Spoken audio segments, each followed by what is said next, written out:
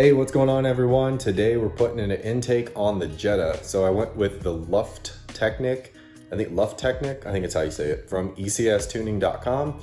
Basically replacing everything from the filter all the way back to the turbo. So hopefully it's gonna get some more air into the system, make some cool turbo noises while I'm driving. I don't really expect any performance gains. I know that's kind of up in the air with the hot air, cold air intake, whatever you want to call it. So hopefully it sounds cool. I'll show you what I did to get it installed. And here's everything that you get with the kit. So you have your filter, your new heat shield, the intake pipe, you get the clamps that come with it, the inlet pipe over here, and this other coupler, as well as the hardware for the new heat shield. And I believe for this inlet pipe, we'll get some more hardware too. And then if you need the secondary air kit, this is sold separate, so you have to buy that separately. And those just come in the bags here, but otherwise that's everything you get. And it should be everything you need except for a few tools. The thing we gotta do here is get this air box off. So to do that, we just need to get this clamp right here. There's one bolt holding the whole box in down there, which is a T30. And then we have to remove a couple of these lines. So first thing we're gonna do is grab that clamp off. And it's always nice to have the specialty clamp remover for that, but that works also. So we got that guy. Now we're gonna use a T30 on this bolt down here. And this is a captive screw or bolt, so it doesn't actually come all the way out. It'll stay in place. Once you have it loosened, it'll leave with the box. And that was a T30 on that guy. Next, we need to go ahead and start taking these lines off. So there's one vacuum line right here that needs to get out, and you just have to pull that out. Right there, leave that dangling. Next, we're gonna go ahead and take this line off, and if you see on here, there's a tab right here. You can just use a flathead to push that in, and it should be able to pop it out. And there's one on the back side that's kind of the same situation, but once you get one off, sometimes you can just get them both out of there. So that is free from there now. Next, we're gonna take off, this is the secondary air line. So we need to pop this off, which has a pinching kind of system. So you have to pinch this ring, which loosens it up, and it just pops right out. So you're just pinching on the sides of that. So now the airbox is free and it's ready to come out. There's two grommets on the bottom that are holding this in. So once you get one side free, you can usually get the other side. If you look down here, you can see the grommet right down there.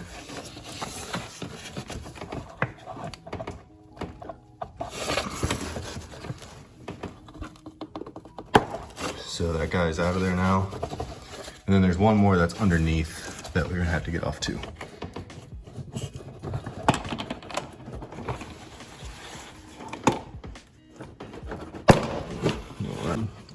Okay, so now that the grommet is loose, we need to get this airbox out. And there's a couple of things to be aware of when you're pulling this out. The first one is that on the bottom of the airbox, there's just a drain line that's attached to the box, so you don't have to worry about that. Down in there, there's a little, I guess, spot where this drain line is running. That starts to lift out as you're pulling the box out. And then over on this side, we have a coolant line we gotta be careful of right here. And so this pipe needs to kind of go under and around that line as you're pulling it out. So you just kind of have to pay attention to the both sides, and eventually it will start to lift out.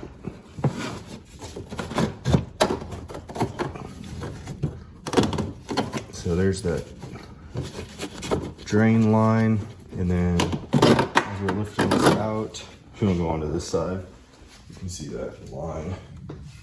So here's the coolant line right here, so you have to kind of go around and under it to get it all the way out. So then this is out of the way.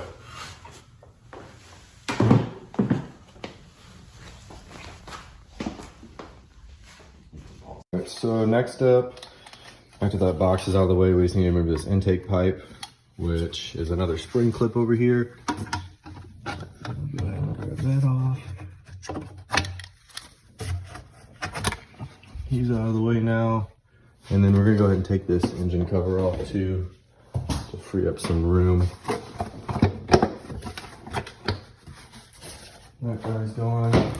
So now we gotta get back to this bolt right here, which is a T30, and it's going to be a pain to get to unless you have a socket that you can put a Torx bit on. So this is the socket star bit, which is a lifesaver in these kind of situations. So if you have this car, I recommend picking up a set, because these are very difficult to get off when you can't get a any other sort of star bit behind there.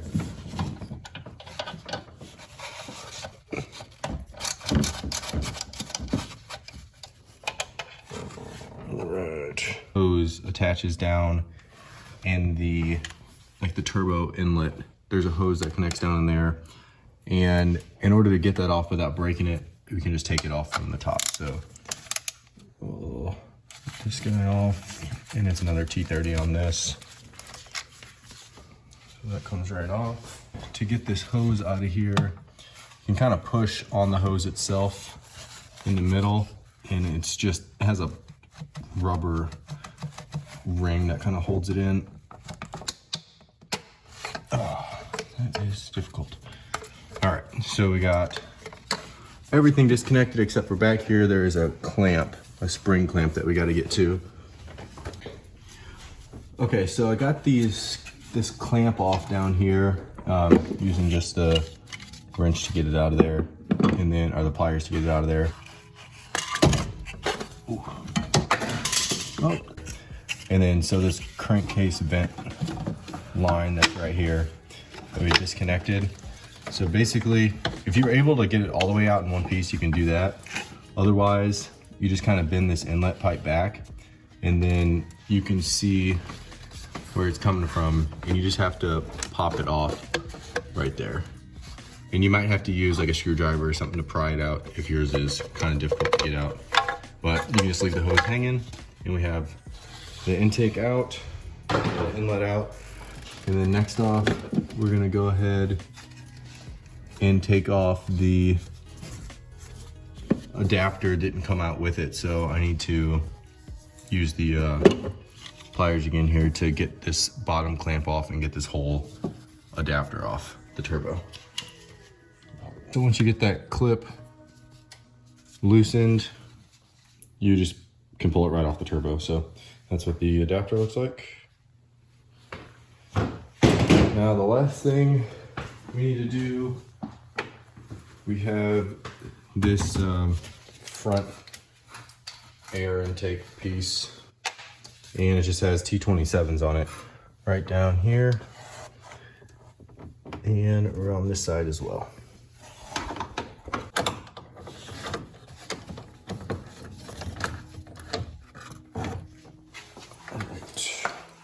So now everything is out, and we just got to start putting all the new stuff in. So now that we're ready to put all this back in, we're going to start at the turbo and work our way back to the new heat shield area. So with this kit, there's two different size clamps. You have three 70 to 90s, and they are labeled on here, 70 to 90 mil on this one. And this smaller one is a 60 to 80. Once you get those set aside in the right spots, the only 60 to 80 is going to go down here where it actually attaches onto the turbo itself. So go ahead and put those on now and get them roughly tightened down to where you need to. That socket is broken. Just to where they'll kind of stay in place for when you're mounting it. It makes it a lot easier. So now that we got the clamps tightened, we're going to start putting this back on. They're tightened, but just enough to where they stay in place and they don't fall off when I'm putting it back on there. So we're gonna go ahead and get this little coupler in. And first we need to attach this vent line, the crankcase vent line that we took off. So since we have it unbolted, it has a lot of flexibility. So it's just gonna push right onto this new coupler. And it just kind of snaps into place. And then we're gonna work this new hose down on top of the turbo down here. And be mindful of where your clip is, or your new band. Just keep in mind you gotta tighten that still, so make sure it's in a spot where you can access it with however you're gonna tighten it later. And just wiggle it down into place. And it's important not to tighten that band yet. You want it loose. That way, as you're fitting the rest of the pipes in, you can have wiggle room to do fine adjustments. We need to reattach this crankcase vent back in its place. So just kind of got to get it back in. And it has a little O-ring that makes it kind of difficult to snap in place, but it will go back in. All right, now we just need to start building this back around. So we're going to grab the next pipe.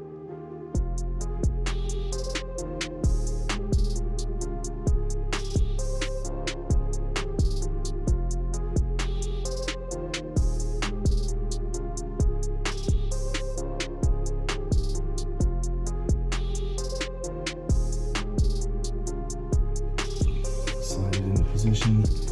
So with this inlet pipe, you kind of know when you're in the right spot because there's that one mount back there that we're gonna have to put the screw back through. That was a T30 back there. So we'll go ahead and get that put in next. We gotta get this T30 into the back again, so using a socket, you're gonna have to try and figure out how to get it in there without it falling down on you.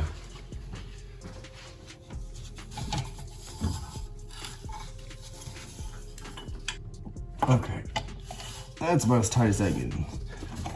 It's probably the hardest bolt in this whole project.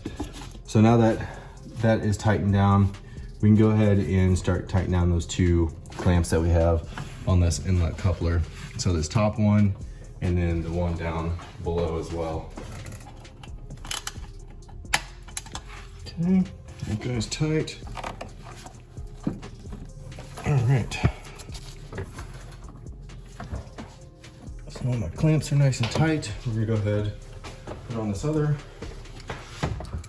little accordion coupler thing. We got this coupler put in, the clamps are loose. It's just attached to that. So since I have secondary air intake on this car, I need to do that step next because it's gonna live underneath the air box. So we go over to this secondary air kit.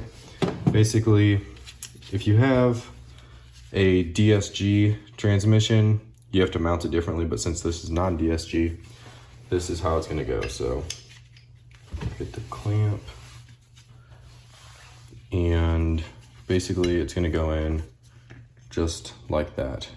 And if you have a DSG transmission, then I believe this flips around like this, I believe.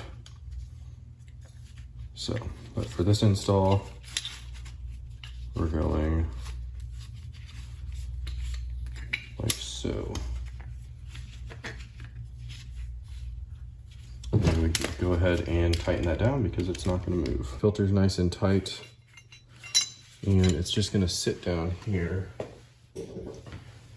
on this little stud right here that was under the air box. And he's gonna live right there. And the secondary air line is gonna come in here and clamp on it.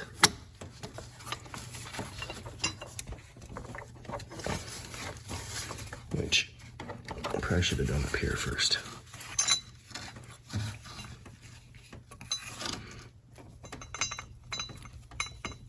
Okay.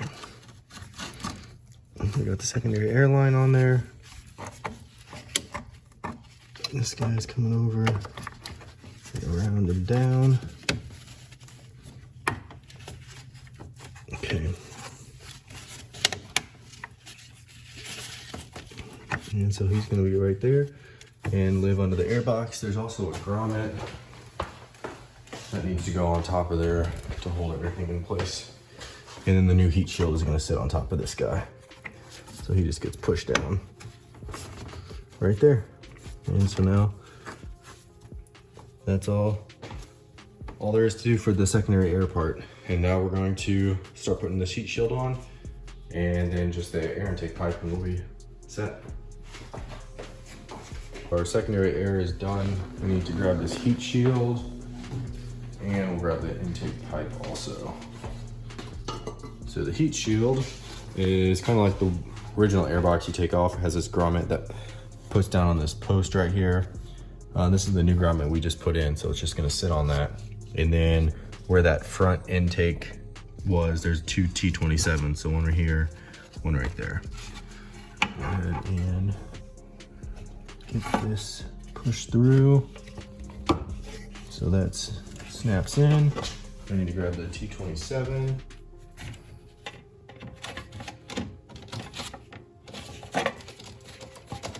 The two T25s down here are now in.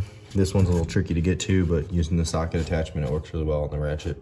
So the last thing we have to do is install this last little intake pipe, the lower one. So we're gonna go through the heat shield first, and then into the coupler over here. And so that's in there now. So on this side, down here, you'll see a mount where the screw is going to go through. Right down there. And in the hardware kit, we're going to have a washer, a rubber washer, and then the actual new bolt. So the washer has to go underneath the pipe, and then the bolt goes on top through the washer and the mount. So try and do that without losing the washer. And this bolt that is provided in the hardware kit is a size 4 hex.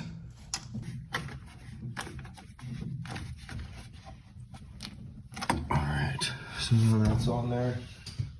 Not going anywhere. Now we're just going to make sure these upper and lower pipes are in. And we just have to tighten down the clamps on those because everything is in position and it's happy.